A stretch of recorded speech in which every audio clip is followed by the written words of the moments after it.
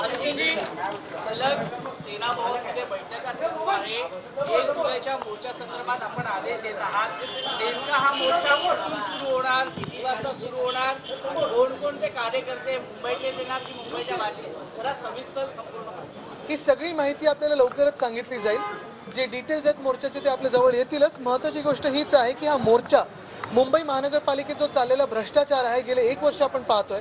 रस्त्याचा घोटाळा असेल, स्ट्रीट फर्निचरचा घोटाळा असेल, खडीचा घोटाळा असेल, सॅनिटरी पॅड वेंडिंग मशीनचा घोटाळा असेल, या सगळ्या घोटाळ्यांवर बोलण्यासाठी आणि मुंबईकरांच्या समोर हे सगळे घोटाळे आणण्यासाठी हा मोर्चा आहे. कुठून कुठपर्यंत असणार आहे, कसं असणार आहे? कारवाई केली होती, सैनिकांनी त्यांना जबरदस्त केलेला आहे. आता त्यांच्या विरोधात तक्रार करायला शिवसैनिक ठीक आहे, माहिती अजून माझ्याकडे आहे. आदित्यजी, आज भास्कर पुरसुंगे यांच्या घरामध्ये रात्री घुसून जी पुतणीवर देखील हल्ला केलेला पाहायला मिळतो. कसं बघता या सगळ्या प्रकारात? आपण पाहिलं असेल ह्या राज्यातलं कायदा सुव्यवस्था आणि त्याची जी परिस्थिती झाली आहे, कालच आपण पाहिलं असेल भास्करजींवर जो अटॅक झालेला आहे, त्यांच्या पुतणीला मारलं गेलं, स्टॅबिंग झालं. मला वाटतं हे सगळंच चिंतादायक आणि एक भीतीदायक वातावरण महाराष्ट्रात बनत चाललेलं. जसं मी सांगितलं की हुकुमशाही महाराष्ट्रात चालली आहे आणि कोणी या विरुद्ध बोलायला गेलं तर त्यांच्यावरच केसेस होत आहेत. मुंबईचे पालकमंत्री केसरकर असं म्हणतात की कित्येक वर्ष महापालिका तुमच्या ताब्यात होती, मोर्चाकडेची वेळ का आली असं. कारण मोर्चा काढण्याची वेळ एवढ्यासाठी झाली कारण जो 1 वर्षात ह्या गद्दारांनी इथे घोळ घातलेला आहे, घोटाळे केलेत, त्याच्या विरुद्ध हा मोर्चा आहे. मोर्चा काढताय, परंतु यावरती संजय शिरसाट असं म्हणतात आदित्य ठाकरे यांना लॉन्च करण्यासाठी या मोर्चाचं आयोजन केलंय, कारण की या मोर्चाचे नेतृत्व स्वतः आदित्य ठाकरे. नाही, काही लोकांना उत्तर द्यायची नसतात कारण त्यांची किंमत वाढवायची नसते, तर जाऊ दे, त्यांना सोडलं. भास्कर पुरसुंगे यांच्यावरती काल रात्री त्यांच्या राहत्या घरी हल्ला करण्यात आलेला आहे. त्यांच्या घरी आता मी दिलं त्याच्यावर उत्तर दिलं. मुख्यमंत्र्यांनी असं म्हटलेलं आहे की वर्ष त्यांच्याकडेच महापालिका होती, महापालिका कोणाकडे होती? 1 मिनिट, मोर्चे आता काढतायत, या सर्वांचं दूध का दूध आणि पाणी का पाणी आम्ही करणारच आहे. नक्कीच होऊन जाऊ दे एकदा. कारण असंच कल्याण डोंबिवलीमध्ये असेल, ठाण्यामध्ये असेल, नवी मुंबईमध्ये असेल, जे घोटाळे झालेत त्याच्यावर पण आम्ही आता बोलायला सुरू करणार आहे. ते तुमच्या समोर येतील. सूरज चव्हाण यांची ईडीची चौकशी सुरू आहे आणि त्यावरती असं देखील म्हटलंय सूरज चव्हाण यांचा मनसुख हिरेन किंवा सुशांत सिंग राजपूत होईल, त्याच्याकडे पदाधिकाऱ्यांनी लक्ष द्यावं. मला वाटतं जास्ती लक्ष नका देऊ. शिवसैनिकांचा संयम आहे तो सुटत चाललेला आहे. त्या दिवशी शाखा तोडली आणि ही शाखा बाळासाहेब ठाकरे आणि छत्रपती शिवाजी महाराजांचा फोटो असताना त्यावर बुलडोजर चालवला गेला होता. त्याच रागातून आज बीएमसी अधिकाऱ्यांना जाब विचारण्यात आला आणि काही शिवसैनिकांनी त्यांना मला वाटतं आपण पाहिलं असेल की या महाराष्ट्रामध्ये जेव्हा छत्रपती शिवाजी महाराजांच्या फोटोवर किंवा हिंदुराव सम्राट बाळासाहेब ठाकरेंच्या फोटोवर कोणी हतोडा चालवला तर त्यांचे जे अनेक चाहते आहेत तिथून रिॲक्शन कदाचित येऊ शकेल.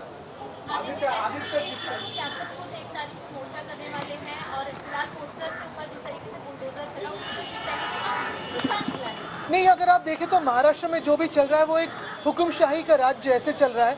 बीएमसी हो, थाने महानगर पालिका हो, पुणे महानगर पालिका हो, नागपुर हो, कोल्हापुर हो, सोलापुर हो, हर जगह जहाँ जहाँ कोई भी जनप्रतिनिधि नहीं है वहाँ बड़े पैमाने में एक घोटाले चल रहे हैं. अगर इसी बात को हम लेकर जनता के सामने आ रहे हैं तो हमारे लोगों पे केसेस हो रही है, क्योंकि अगर आप देखें तो ऐसे चल रहा है कि इस सरकार की, इस रेजिम की जो भी प्रशंसा करे वो अच्छे हैं, जो भी सत्य के बारे में बात करे वो बुरे हो जाते हैं, एंटी नेशनल ठहराए जाते हैं.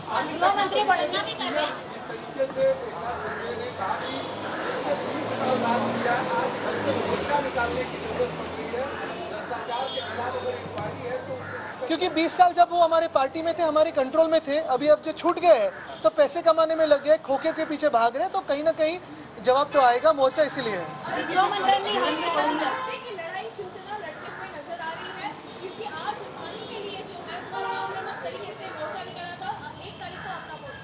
बिल्कुल, क्योंकि हम जनप्रतिनिधि हैं, जनता की आवाज़ उठाते रहते हैं. अगर आप देखें तो महाविकास आघाड़ी की सरकार हो या पहले पिछले 25 सालों में मुंबई महानगर पालिका में सरकार हो, जनता के काम वहाँ होते थे, जनता की आवाज़ सुनी जाती थी.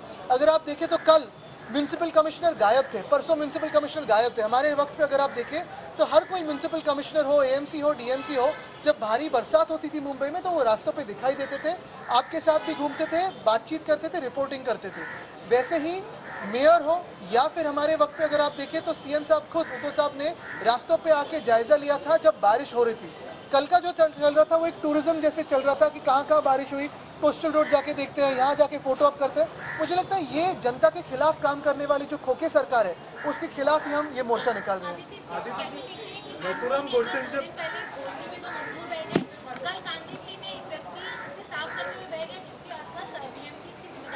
अगर आप देखें तो बीएमसी किसी की भी जिम्मेदारी लेने के लिए तैयार नहीं है।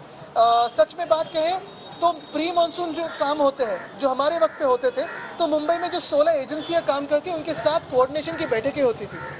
MMRCL हो, MMRD हो, म्हाडा हो, SRA हो, फिर उसमें डिलैपिडेटेड बिल्डिंग्स कहाँ हैं, कुछ इंफ्रास्ट्रक्चर का काम कहाँ चल रहा है, मैनुअल्स कहाँ हैं, और जो जिम्मेदारी लेते थे उसको पूरी निभाते थे। कल की अगर आप बात करें तो आप भी सवाल किससे करें, ये बड़ा सवाल होता ही है। आदित्यजी, नथुराम